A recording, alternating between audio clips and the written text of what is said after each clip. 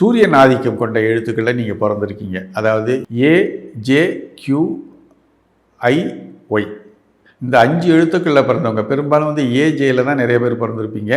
அதனால் இந்த 2 எழுத்துக்களில் பிறந்தவங்க ஜாதகம் இல்லாத பட்சத்தில் தாராளமாக இந்த மாணிக்கத்தை அணியிறது மிகப்பெரிய ஒரு நற்பலன்களை கொடுக்கும். அனைத்து இப்போ நவரத்னங்கள்னு போடுறாங்க, எல்லோரும் நவரத்னங்கள் போடலாமான்னா நவரத்னங்கள் போடக்கூடாது. ஏன் போடக்கூடாது அப்படின்னு பார்த்தீங்கன்னா, நவரத்னங்கள் 9 விதமான ரத்னங்களையும் ஒன்றாக சேர்த்து அணிகிறது நம்ம வம்பை விலைக்கு வாங்குற மாதிரி. நவகிரகங்களை பொறுத்த வரைக்கும் நவகிரகங்களை ஒன்றாக சேர்க்கும்போது அது இருக்கக்கூடிய ஸ்தலங்கள் கோவில் ஸ்தலங்களாக புனிதமான ஸ்தலங்களாக இருக்கணும். நீங்கள் 9 கிரகங்களையும் நம்ம நவரத்னமாக போடுறதுங்கிறது அபத்தம்.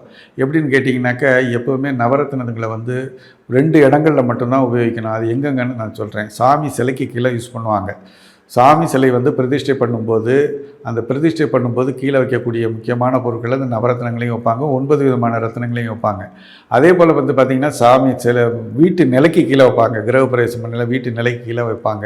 ஸோ இந்த ரெண்டும் பூமிக்கு அடியில் தான் வைக்கணுமே தவிர்த்து கையில் அணிகிறது ஒரு ஆபத்தான அணுகுமுறை. ஸோ அதை ஏற்கனவே போட்டிருந்தீங்கன்னா அதை கழட்டிடுறது ரொம்ப நல்லது.